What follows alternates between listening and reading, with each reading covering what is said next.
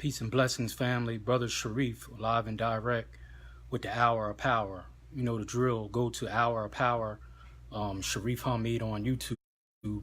Subscribe and share the channel so we can continue to lift the mind, body, and soul of our people. Before I get into my short message tonight, very, very important message and reminder for those who are in the PA area, the York, PA area, this Monday at 6 p.m. at Penn Park on the basketball court, calling on all the brothers to meet at the basketball court so we can go in the community and reach, teach, and encourage our people. So again, that's this Monday, July 16th at 6 p.m. We're going to meet at the park, all the brothers.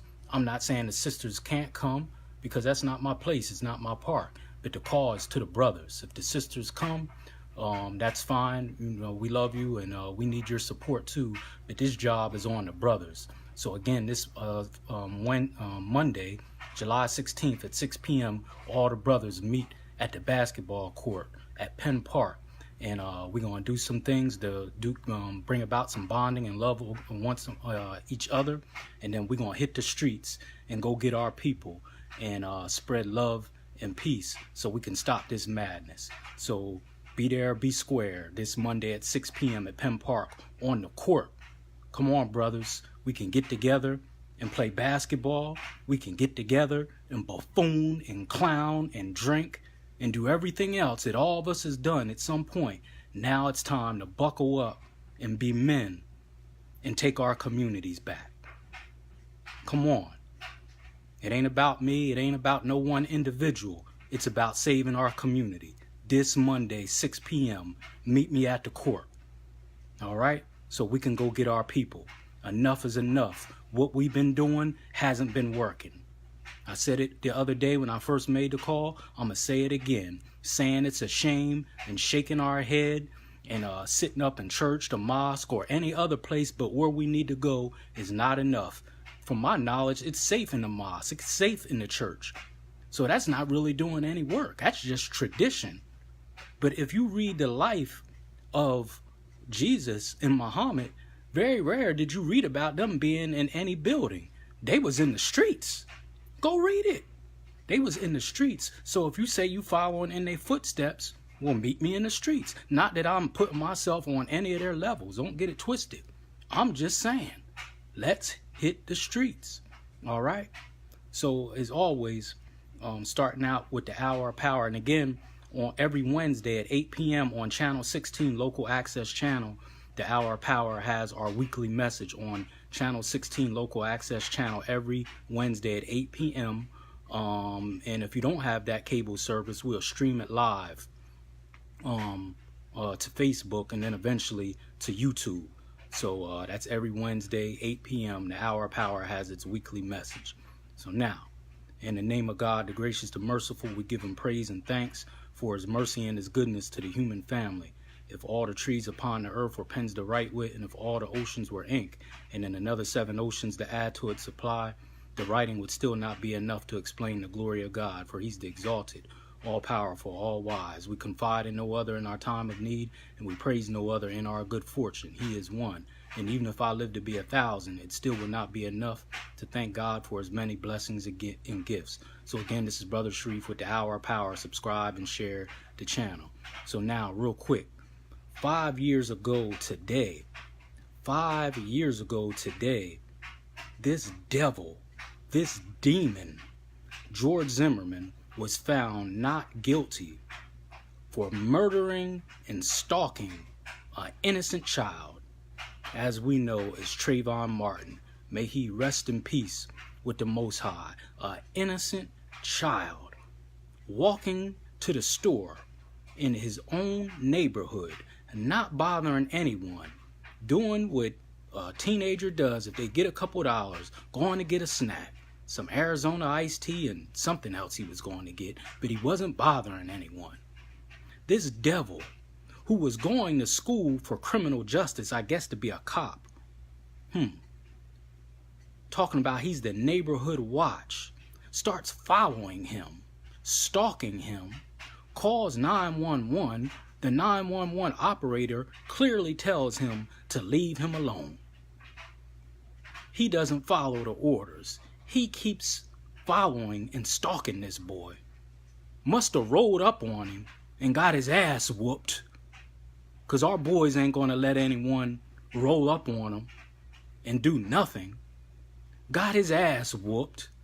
And then he pulls out a firearm and shoots an innocent child.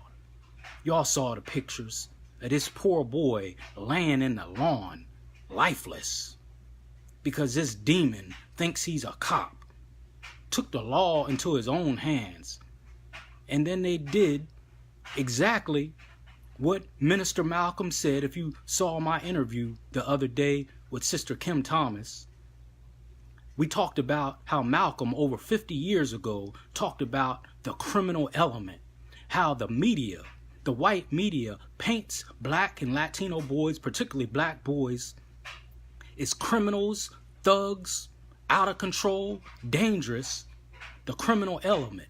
So once they paint that picture and put that false narrative for the most part in the minds of people, then when the police come into the neighborhoods, intervene in certain situations, it gives them justification to do whatever they want to do. The criminal element. Minister Malcolm talked about that over 50 years ago.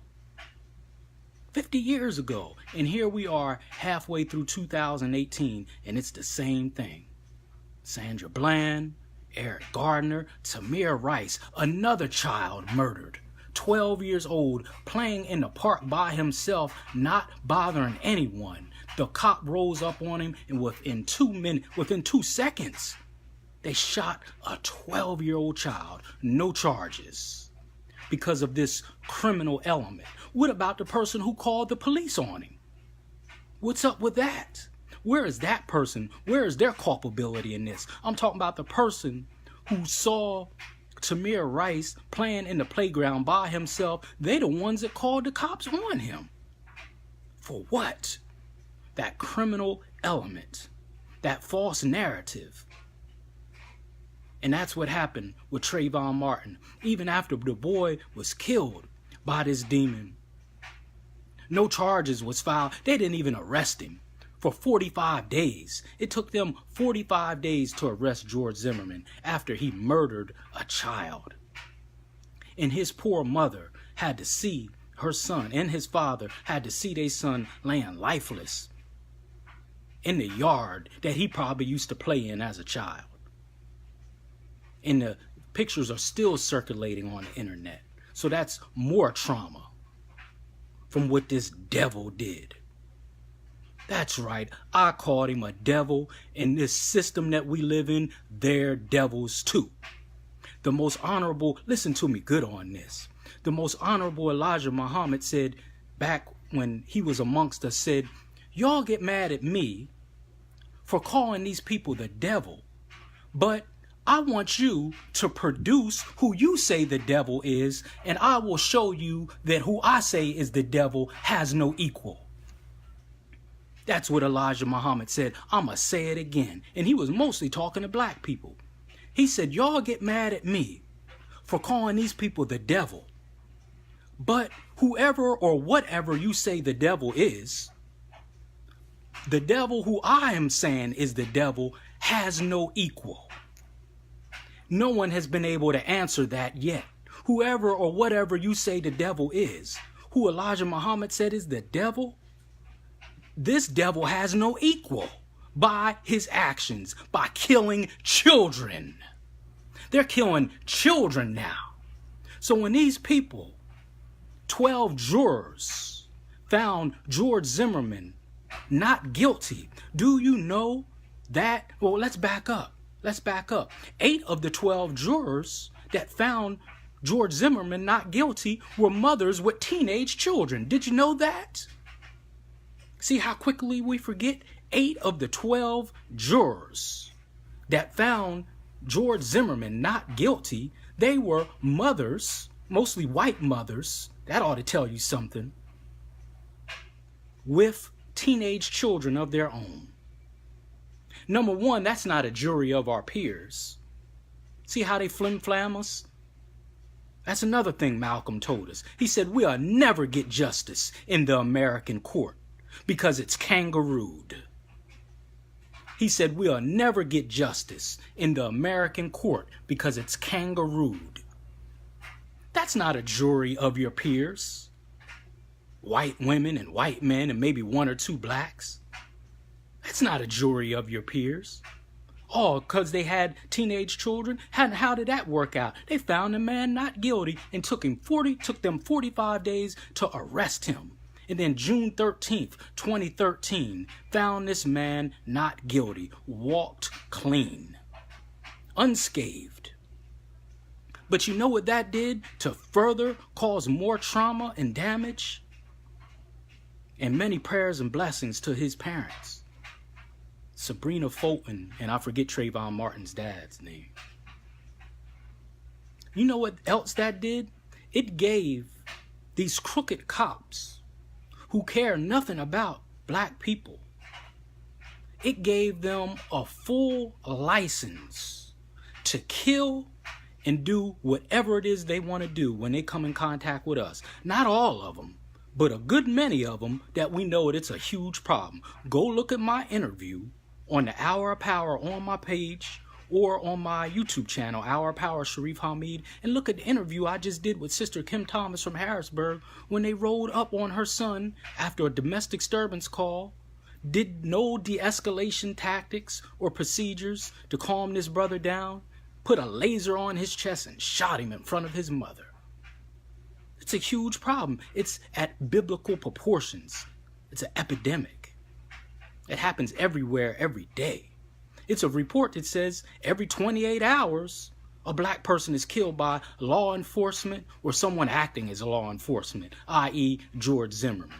So what that did when George Zimmerman was found not guilty for killing this child, it gave the police full license to do whatever they want to do. You know why? Because it's like, wow, if we can get off for something so crystal clear, an innocent teenage child, unarmed, walking to the store to get an Arizona iced tea, walking back, not committing no crime, not bothering anyone, by himself. The 911 operator tells this demon to leave him alone. Let the police, not that he was doing anything, leave him alone. He continues to follow him, stalk him, rode up on him. I believe Trayvon Martin gave him the business, and then he pulls out a loaded weapon and discharges it into his chest. If we can get away with that, something so crystal clear, and a child at that, oh, we can certainly get away with anything else. They set the standard for murder. And now, what happened after that? And that clown-ass president that some of y'all worship at Obama said next to nothing. Oh, if it was my son, he would look like Trayvon. Oh, no, duh. But what you do about it, sir? Matter of fact, more black people were killed under your presidency than the devil that came before you, talking about George Bush. To show you we don't give a damn who's in office. We run this country. He's just a puppet to distract you.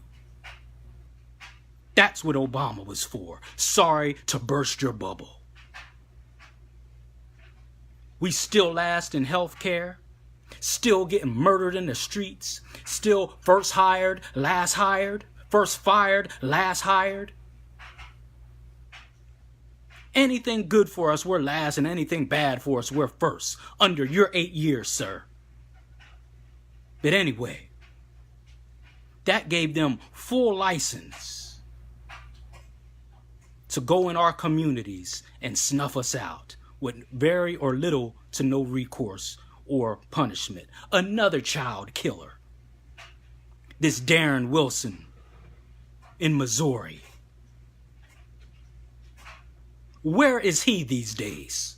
See how quickly we forget? That was the 2 years after Trayvon Martin in Missouri.